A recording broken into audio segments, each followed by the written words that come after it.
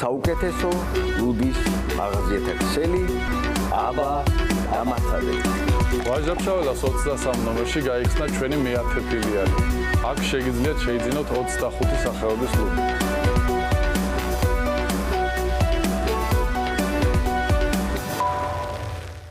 მართვის სისტემა სუპერმარკეტებისთვის. უსაზღვრო კასტომიზაცია და სრული ინტეგრაცია.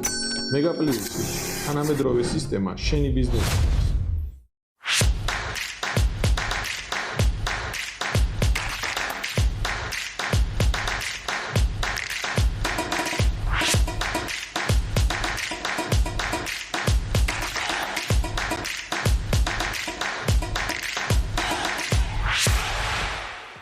ჩვენ ახლა ვიმყოფებით მამუკა შონიას ორთაბრძოლათა კლუბში, ვესაუბრებით გიორგი ჟვანიას.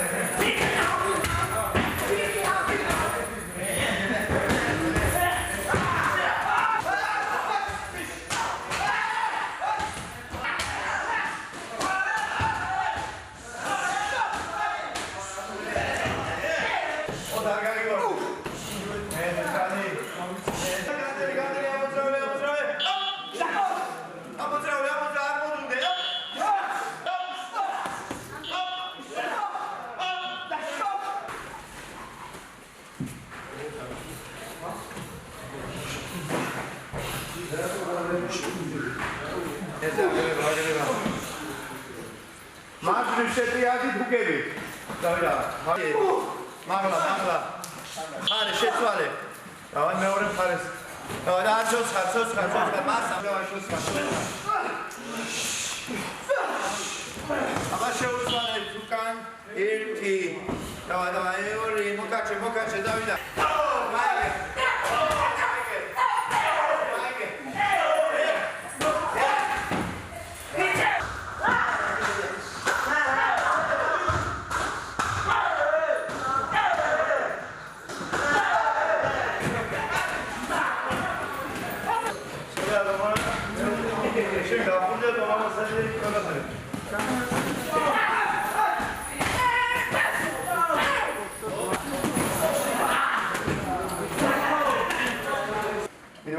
და მანძის ეკტორსა ლეხი ამოკლებს როგორი პირდაპირ ხდება ორ პირდაპირ ეგრე პასუხი მარცხენა გვერდი და შემოხსა ჯები ვიცავ თავს ვიცავ და ორ პირდაპირ შემოვიდა დაცვა 1 2 მუხლი 1 2 ლეხი ეგრე ამოდიხარ ვიცუქროს ლეხი რო კარგად მოიჩინო ორ ფუზე და შემოიჩინე. აი ვიფარო და ეგრე ხელში.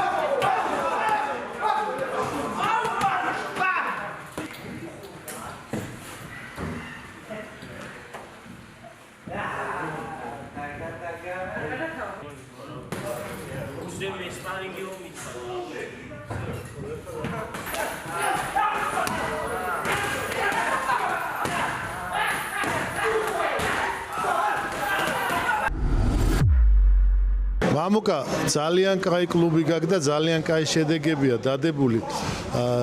სტატისტიკას თუ აწარმოებ, რომელი კუთხიდან უფრო მეტი წარმომადგენელი ყავს. ახლა მე პრინციპში უკვე გძნობ, რომ სამეგრელოდან ძალიან ბევრნი არიან და აი მეორე ადგილზე ვინ არიან, აბა? მოკლედ აფხაზეთიდან ვარ მე თვითონ წარმოშობით და ნაცნობობით იმით უფრო აფხაზეთის ხალხი მოდის სავარჯიშო და იმიტომ არის რომ მეგრელების ის უფრო გამოდის უფრო მეტი მეგრელებია მაგრამ არა ქართველი კურტანიძეც ყავს აფხაზეთზე არიან კაი ბიჭები მაგრამ უფრო მეგრელები აწვევიან ძალიან კარგი ვიცი რომ ასევე რა თქმა უნდა გლდანიდან ბევრი დადის და ასევე ვიცი რომ რაიონებიდან დადიან შენთან აი რომელი რაიონებიდან დადიან დადიან უფრო რავი რუსთავიდანაც მოსულან დმანისიდანაც დადიან ეხლაც დაყავთ ბავშვი დადიან სხვადასხვა რეგიონებიდან აი საგურამოდანაც დადიან იმიდან მცხეთიდანაც რავი ბევრი ადგილიდან დადიან რეგიონებიდან ეხლა წარმოგიდგეთ ჩვენს უმაგრეს ჩემპიონს გიორგი ჟვანიას გიორგი რამდენი წლის ხარ მე ვარ 19 წლის ვითო ჩხოროთ წლის რა წონაში ჩხუბობ რამდენი კილო ხარ 60 კილოგრამი სუმენეჩ კილოგრამ გიორგი შენი ტიტულები თუ შეიძლება მე ვარ მსოფლიო ჩემპიონი 2 გზის ჟირშარა მსოფლიო ჩემპიონი კიკბოქსინგი და კუდოში ვარ S3 გზის ევროპის ჩემპიონი სომშარა კუდო ევროპის ჩემპიონი გიორგი შენი საბაზისო სპორტი რა არის რითი დაიწყე ვარჯიში მე დავიწყე კიკბოქსინგით კლუბ დავითიანში ჩემი მწვრთნელი არის მამუკა შონია ესე იგი თავიდან ბოლომდე სულ მამუკასთან 8 წლიდან მამუკასთან ვარ და ვარჯიშობ 8 წლიდან მამუკა შონიას მინდა გითხრა რომ ძალიან კარგი მწვრთნელი გყავს ძალიან პირადად ვიცნობთ ერთმანეთს დიდი ხანია შევხედრილ ვართ ბევრჯერ რინგზე ტატამზე ძალიან მაგარი მწვრთნელი ყავს ეს შენიც მარტო სპორტი არა ბევრი რამე მასწავლე სპორტის გარეთაც ძალიან ბევრი რაღაც ზრდილობა თავდაბლობა და ასე შემდეგ რა მოთმინება და ბევრი რაღაც რა ადამიანობა მათ შორის სადღეგრძელოები არ უყვარს დალევა მარტო სპორტულად მარტო სპორტი რა დალევით არსობს მე გასწავლე არა პრობლემა ვონ ცოტა მე კარიერა გიორგი კიკბოქსინგით დაიწყე აი როგორი იყო შენი გადასვლა შერეულ ორთაბრძოლებში ხა მაყურებელს აუხსნი რომ კუდო ესეთი წინვალე სახეობა ორთაბრძოლის პრინციპში MMA არის ო შერეული ორთაბრძოლები არის აი კიკბოქსინგიდან შერეულზე რო გადახვედი აი რა გიჭირდა თავიდან კოზირი რა გქონდა რა გააუმჯობესე რა მოუმატე რა მოუკელი თავიდან რო გადავედი შერეულ ორთაბრძოლებში დიდად არ გამიჭირდა უცებავითვისე და უფრო დამეხმარა იმიტომ რომ კიკბოქსი გეხმარება დგომში ხელს და ფეხს ავარჯიშებს სულ და მე ჭიდაობას ასწავლობ ნელ-ნელა რა ჯერ რომელი ჭიდაობა ისწავლე თქვა ჯერ მტკივნეულები აითვისე თუ ჯერ ფეხში შესვლა აი როგორ იყო სქემა როგორ იყო მე მაინტერესებს ფეხში შესვლა დაცვა და ნელ-ნელა რა ეს ეტაპობრივად ნელ-ნელა ავითვისე ეხაც ვითვისებ ნელ-ნელა ჯერ მთლად ისე არ ვარ რა კარგად როგორც კიკბოქსინგში ვარ და დგომში ვარ ჭიდაობაში ვერ ვარ ისე კარგად და ნელ-ნელა შრომით ნელ-ნელა რაღაცებს ვამუღამებ კიდე ძალიან კარგი რაც მე ნანახი მაქვს შენი ბრძოლები კიკბოქსინგში შენი კოზირი უფრო შევამჩნიე მარჯვენა ჰუკი არის მომატე კიდე ერთიც კაია ამოშვა ხო კიდე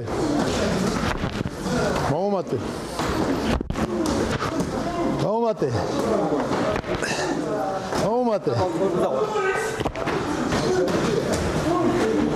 აი კარგია გიორგი აი მაგარი ჰუკი გაქვს და მაგარი მავაში დამიჯერეთ მაყურებლებო რა ერთი ჩემი ძალიან საყვარელი ილეთი მინდა ვანახო მაყურებელს აი ესეთი მავაშის წინააღმდეგ რა ილეთი მიყვარს მე ამოიღე, ანუ მოაქვს თავში ფეხით დარტყმა და მეპასუხობ სარდენ ფეხზე. ორი ვარიანტია. დავიწყეთ.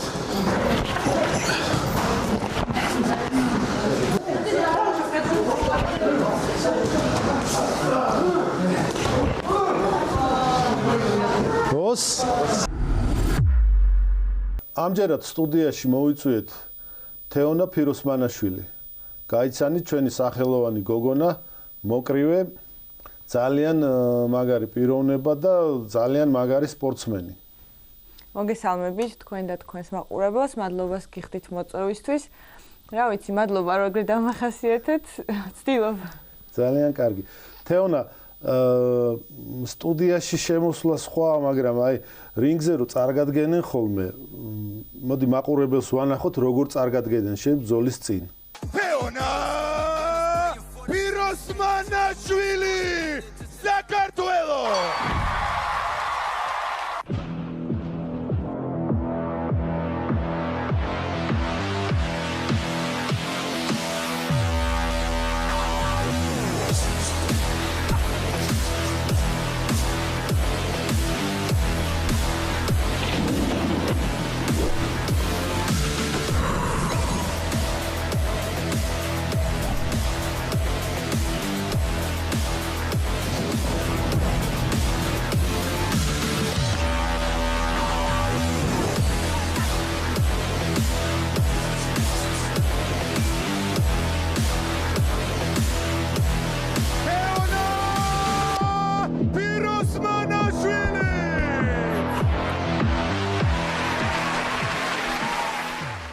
მოდი რაღაცა ეგეთი მოვიფიქროთ, რომ სტუდიაშიც რომ ეგრე შემოხვიდე ხოლმე, შეიძლება? კი, ეხლა ძალიან კარგი. თეონა, მოდი დავიწყოთ შენი ამას წინანდელი ჯეჯირობით ბოლო ბრძოლიდან, რომელსაც მე თვითონ დავესწარი, ეს იყო ახალ სპორტის სასახლეში, თუ არ მეშლება 25 თებერვალს, ხო? კი. მქონდა ბედნიერება შენი ბრძოლა მენახა ცოცხლად. მანამდე შენი ჩანაწერები მქონდა ნანახი. მაშინ შენ შეხვდი აზერბაიჯანელ გოგონას ლალა რაგვარი მადათოვა. ხო, ლალა მადათოვას. ბრძოლა გაგრძელდა მთლიანი დრო. ესე იყო და ნუ ჩემი აზრით ყველა რაუნდი შენ მოიგე, მე ესე მიმაჩნია. და საჯებმაც თუ არ მეშლება ერთხმად დაგიწერეს. არა, პირველი რაუნდი წაგება მქონდა, მოგიყვები როგორ იყო, ეგ მოწინააღმდეგე. მახსოვს, აგერო ანახებთ კიდევაც მაყურებელს, მაგრამ მე პირველ რაუნდს მეც ეგრე ვერ ვიტყოდი, მაგრამ ნახე აქტიურობიდან გამომდინარე, ის უფრო რაოდენობით ბევრ დარტყმას აკეთებდა და შესაბამისად მიენიჭა პირველ რაუნდში უპირატესობა მას. ანუ თვითონ რეალურად ბრძოლის ჩასმაც ისე მოხდა, რომ მიჭირდებოდა რთული, ძლიერი მოწინააღმდეგე, შესაბამისად შეირჩა ლალა მადათოვა, სადაც მე მინდოდა ჩემი თავის გამოცდა, როგორ გავიზარდე სხვა შეჯიბრებების შემდეგ და მოხდა ისე, რომ ჩავსვით ლალა მადათოვა, რომელიც იყო აზერბაიჯანის ნაკრების პირველი ნომერი და ვიცოდი რეალურად რომ ეს ბრძოლა ბოლომდე გაგრძელდებოდა, იმიტომ რომ საკმაოდ კარგი მოკრივე იყო, მსოფლიოზეც ჰქონდა ნაჩხუბარი და წაგებული ჰქონდა იმ გოგოსთან, ვინც მსოფლიოზე ჩემპიონი გახდა. ანუ ვიცოდი რომ სერიოზული მოკრივე იყო და ისიც ვიცოდი რომ რაღაც უპირატესობები ჰქონდა, მაგალითად სისტრაფეში, ხო, იმიტომ რომ სამოყვარულო სკოლა აქვს დიდი გავლილი კრივში და შესაბამისად რაღაცა სკილებით შეიძლება მჯობდა, მაგრამ ჰქონდა შესაბამისად დასაპირისპირებელი სკილები მეც, რაც მოხდა ისე რომ ნუ შესაბამისად სხვა ბრძოლებისგან განსხვავებული ბრძოლა იყო ეს ჩემი და სხვა სტილით ვიჩხუბე, მაგრამ ზუსტად იქიდან გამომდინარე იყო რომ ის ჩემი პლუსი რაც მქონდა ფიზიკური სიძლიერე და ახლო ჩხუბი და ის რაც შეიძლებოდა რომ რაც მომცემდა საშუალებას რომ ბრძოლა გამარჯვებით დასრულებულიყო, ეგ ყველაფერი გამოვიყენე. ბრძოლა ბოლომდე რო იქნებოდა ვიცოდი, რომ მოვიგებდი, ისიც აუცილებლად ვიცოდი, დარწმუნებული ვიყავი მაგაში და პირველ რაუნდს რო წავაგებდი, ეგეც ვიცოდი, იმიტომ რომ მისი სისტრაფე ზუსტად პირველ რაუნდში იყო მაქსიმუმზე. თუმცა ჩემი პირადი აზრია, მე რო ყოფილიყავი მსაჯი რინგს გარეთ წაგებას არ მოგცემდი პირველ რაუნდში. საკამათოა, რა თქმა უნდა. თავარი ის არის, რომ შემდეგ რაუნდებში არც მე ვეკამათები დანარჩენ მსაჯებს, არც შენ ეკამათები, შემდეგი რაუნდები ნამდვილად მოიგე. ეს ხო ფაქტია. კი. ძალიან კარგი. მოდი ჩვენ აღვნიშნეთ შენი მეტოქის სამოყვარულო კარიერა და შენ სამოყვარულო კარიერაზეც მინდა ვისაუბრო. შენ ხარ პირველი გოგონა ქალი სრულწლოვან ასაკში. ხო, გოგონას ვეღარ ვიტყვით, რომელიც მოხვდა კრივის სოფლიო ჩემპიონატზე, უფრო მეტიც მე დრო შეიყავი. დიახ. მე დრო შეიყავი. მოგიყვებით, საერთოდ 18 წლის ვიყავი სპორტით, რომ დავკავდი. პირველი სპორტი კიკბოქსინგი იყო, მაგრამ მალევე შევიცვალე მიმართულება და გადავედი კრივში. სამოყვარულო სკოლა არ მქონია კრივში. ეგრევე პროფესიონალური ბრძოლებით დავიწყე და სადღაც 2 წლის მერე იყო, რომ პირველად ჩავატარე ბრძოლა საქართველოს ჩემპიონატზე და აი შემდეგ იყო, რომ შევაბიჯე ფეხი, ასე ვთქვათ, სამოყვარულო კრივში. საქართველოში კონკურენცია დიდი არ იყო. პირველი ჩემპიონატი კი წავაგე, მაგრამ იმიტომ რომ ჩემ წონაშიც კი არ იყო, წარმოიდგინეთ, ოპონენტის ზედა წონაში მომიწია გასვლა, ან ძალიან ცუდი სიტუაცია იყო.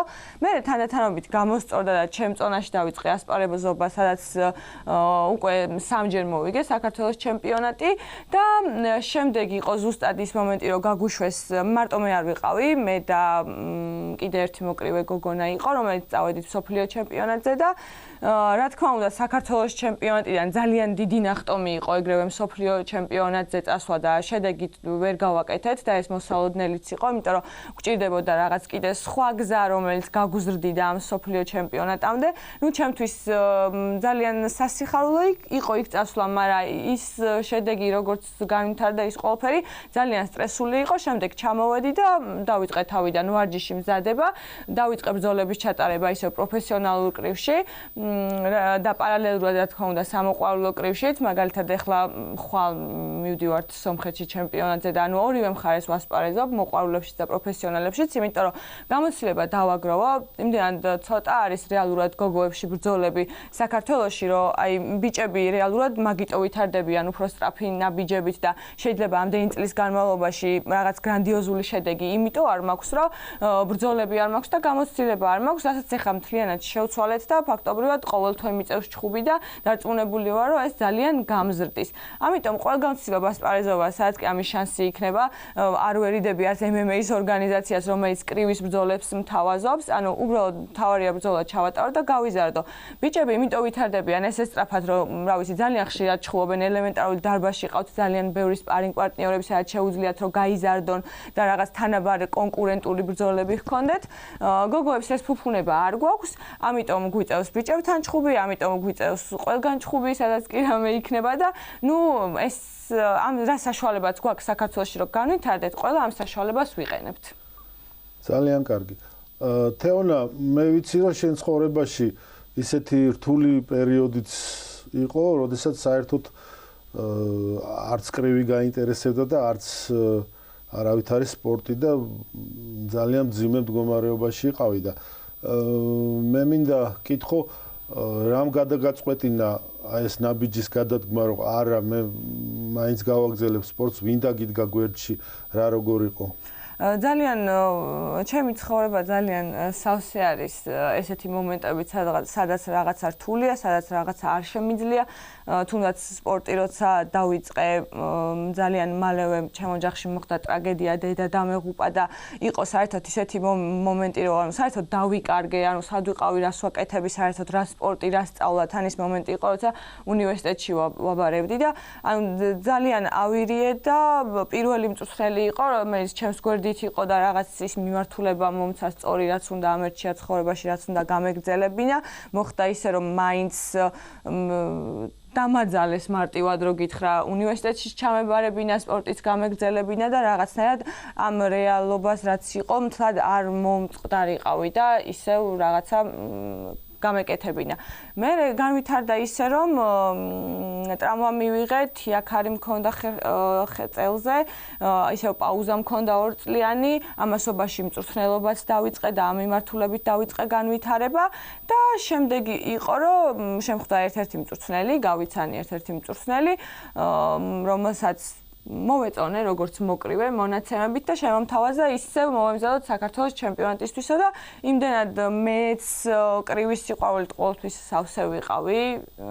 პირველივე, ესე იგი, კრივის სამყაროს შეცნობის შემდეგ ძალიან მოწამლული ვიყავი კრივით და ეს წინადადება როგორც კი წამოვიდა, მაშინვე რა თქმა უნდა, ჩემშიც რაღაცა ცეცხლი გაღვივდა და ისევ დავიწყეთ საქართველოს ჩემპიონატისთვის მომზადება. რა თქმა უნდა, პირველი ადგილი დავიკავეთ ამ ჩემპიონატზეც და იმის შემდეგ კარგი ტემპით მივდივარ. ძალიან კარგი. მე შენი ბევრი ბრძოლა მაქვს ნანახი, როგორც გითხარი, ერთ-ერთი ძალიან საინტერესო და დაძაბული და სანახაობრივი ბრძოლა მე რაც ნახე და ჩემი გემოვნებით არის სახელი არ მახსოვს, სტრახოვა იყო გვარი. ევგენია სტრახოვა. ძალიან მაგარი ბრძოლა იყო, მე ძალიან გამოვარჩიე ეგ ბრძოლა საგანგებოდ. მაგ ბრძოლის ბოლოსკენ მახსოვს ესეთი ეპიზოდი იყო, როდესაც ექიმებმა გააჩერეს დროებით ბრძოლა, დაუზიანე შენ მას ცხვირი, მაგრამ გააგრძელა, მისცეს ამის უფლება. აი, ესეთი უცნაური შეკითხვა მაქვს.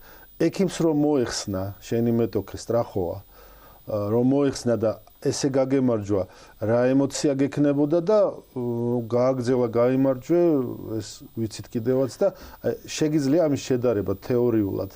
ნახე, შემიძლია შედარება, მაგრამ რეალურად სიხარულში რა განსხვავება შეიძლება იყოს, დროზე ადრე დამთავრება, მარტო ის იქნებოდა თუ იქნება ნოკაუტი ღვიძლიდან ან ნიკაპიდან, ხო? და დანარჩენს ისეთი ემოციები არ ექნება, თუნდაც ექიმის გადაწყვეტილებას, იმიტომ რომ ვიცი რომ ევგენია ძალიან კარგი მებრძოლია და რაღაცა პატარა ტრამვაზე არ გაჩერდებოდა და ექიმის გაჩერება ამ სიტუაციის იქნებოდა ძალიან ცუდი გადაწყვეტილება და არ გამიხარდებოდა, რა თქმა უნდა, იმიტომ რომ იმასაც იმ შანსს წავართმევდით და უშუალოდ რაც ჰქონდა და ეს სამართლიანი არ იქნებოდა ქულებით გამარჯვებაც კი მისაღები იყო ჩემთვის მიუხედავად იმისა რომ ღვიძლიდან ნოკაუტს მაინც ყველა შეჯიბრზე გეგმავდა აუცილებლად გავაკეთებ.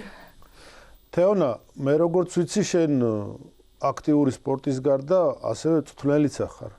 ჩემი მისია არის კრივის პოპულარიზაცია და ამას ვაკეთებ არა მხოლოდ ჩემი ბრძოლებით საქართველოში, არამედ იმითაც რომ წვრთნელი ვარ 12 რაუნდში, ბავშვებთან მუშაობა დავიწყე დაახლოებით სექტემბერში და უკვე საკმაოდ დიდი ჯგუფი მყავს. ჩემი მიზანი არის რომ შეიძლება მეტი გოგო დავაინტერესო ამ სპორტით, რომ მომავალში იყოს კონკურენცია და კონკურენცია რო იქნება, ხარისხი კრივისაც გაიზრდება. შესაბამისად, ეს ჩემი ცოდნა და გამოცდილება, რაც მაქვს დაგროვილი ამ წლების განმავლობაში, გადამაქვს ბავშვებზე. მყავს როგორც ბიჭები, ასევე გოგოები და ვცდილობ რაც შემიძლია უფრო მაღალ დონეზე ავიყვანო ქალთა კრივი და ბევრი ქალი იყოს ამ სპორტში ჩართული და დაინახო ჩემი მაგალითით ის რომ რაღაც ორთაბრძოლები არ არის მთლად ისეთი საშიში როგორც ამას დაუშვათ მშობლები უხატავენ ხოლმე ან ახლობლები და ჩემი სახით მინდა ხედავდნენ გოგოს რომელიც შეიძლება იყოს რა ვიცი ლამაზი, ჭკვიანი, ძლიერი და ასე შემდეგ. თეონა, ძალიან დიდი მადლობა სტუმრობისთვის. რა თქმა უნდა, მოგებებს და კიდევ ერთხელ მოგებებს გისურვებ. დიდი მადლობა. შეხვედრამდე.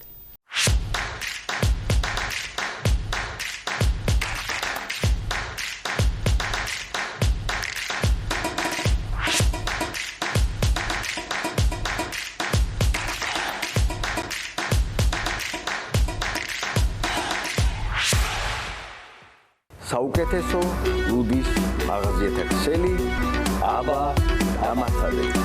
ვაჟა-ფშაველას 23 ნომერში გაიხსნა ჩვენი მე-10 ფილიალი. აქ შეგიძლიათ შეიძინოთ 25 სახეობის ლუდი.